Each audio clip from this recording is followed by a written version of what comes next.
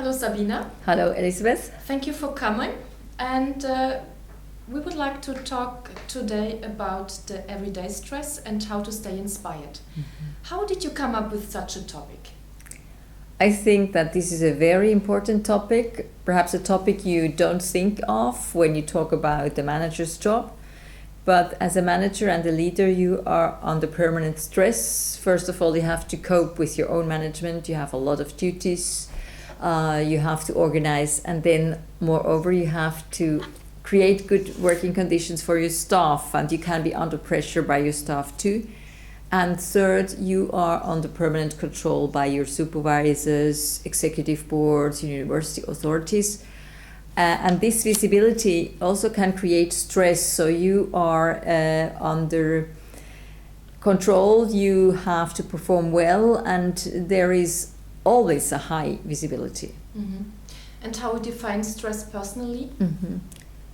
Well, I agree with the common statement that you can distinguish between positive and negative stress. Positive stress can be something really positive in the sense that it keeps you going, it makes you perform well, and it is part of a normal life. I think that you have peaks, you have some moments in your work where you have a lot of expectations to fulfill, but this can be very positive and can keep you going. Whereas negative stress is often linked, and also for me personally, to the experience that you lose control.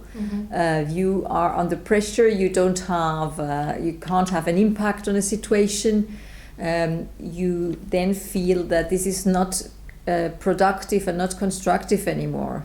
You can really then easily also burn out. You lose energy, you lose inspiration, and you are just left with frustration and even depression. And do you have any examples for these situations that you experience as particularly stressful? Yes, the positive stress are, of course, organizing a conference or having some extra events, or a lot, perhaps some very well-packed days where you have one meeting after the other. It's not so pleasant at the moment, but it can keep you going and even make you perform well.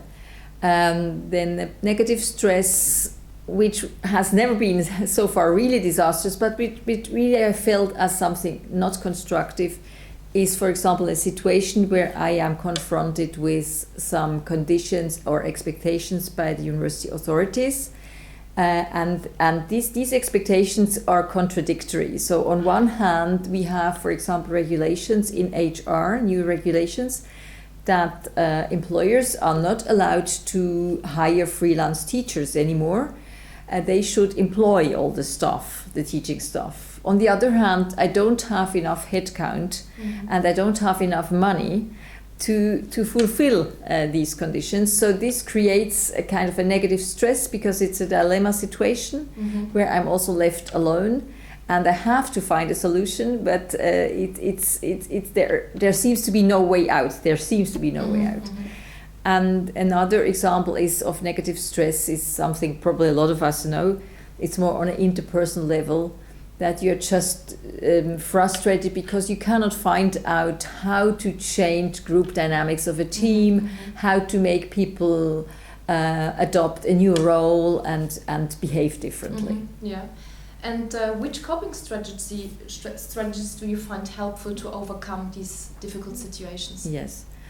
Personally, first of all, I find it very helpful to leave the situation.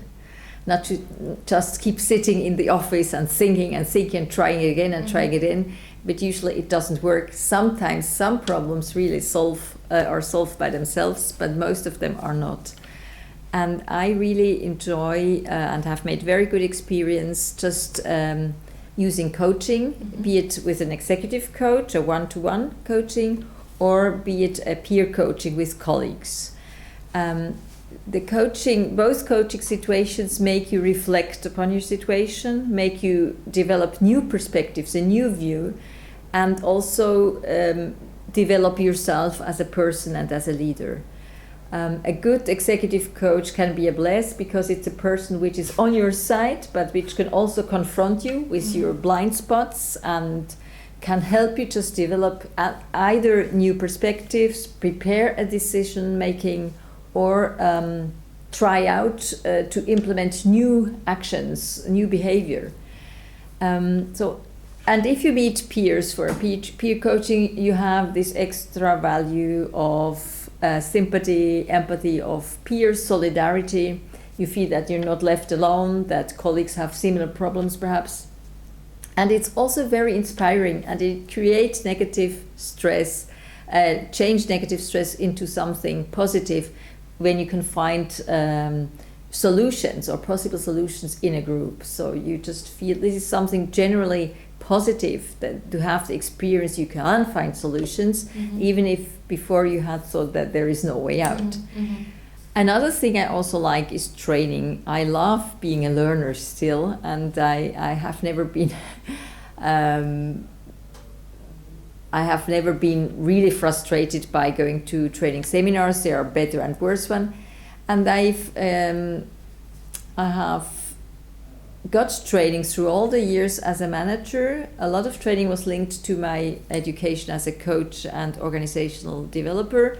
But some of the seminars were linked to competence development, conflict management, or even other topics not so intimately linked to my job, but which also made me develop as a person.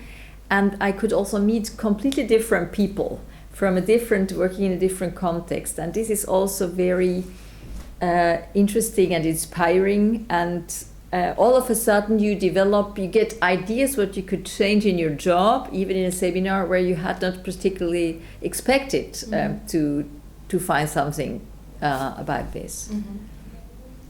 And how do you keep being inspired and not completely absorbed by everyday business? Well, first of all, it's about work-life balance, though I don't really like the word so much, but it's just basically not forgetting that you're not only a manager of a language center. You are a man or a woman with hopefully a social life. In my case, I have got a partner who is important. I have grown-up kids, but who are still important to me. I have friends, closer friends, colleagues. And it's very nice, and it's very helpful for your soul to meet friends, to spend time together, and to also experience you as a person, not only in the role of the manager. And then I also like traveling, which it's like a mind opener, an eye opener. You see different worlds, you see different also working conditions, living conditions. You also experience yourself as a human in reaction to that, and this is also very helpful and inspiring. And then the most difficult thing is probably just to keep the balance at work, which I find always difficult. I'm not so good at it, but I've become better than 8 years ago when I started being a manager, which just means asking yourself in the morning, what do I really have to do today? What do I really want to do today? What do I want to do first? What are the things I perhaps shouldn't do at all or not today? What are the things I could delegate to a colleague, to a peer, or to an employee?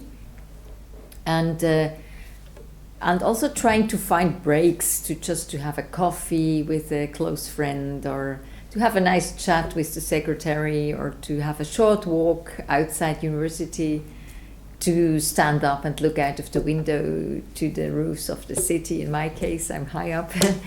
So these are small things which seem so easy and even banal, but they can be very helpful. Okay. I think we can learn a lot about your situation and your proposals. Thank you very much, Sabina. You're welcome. It was a pleasure.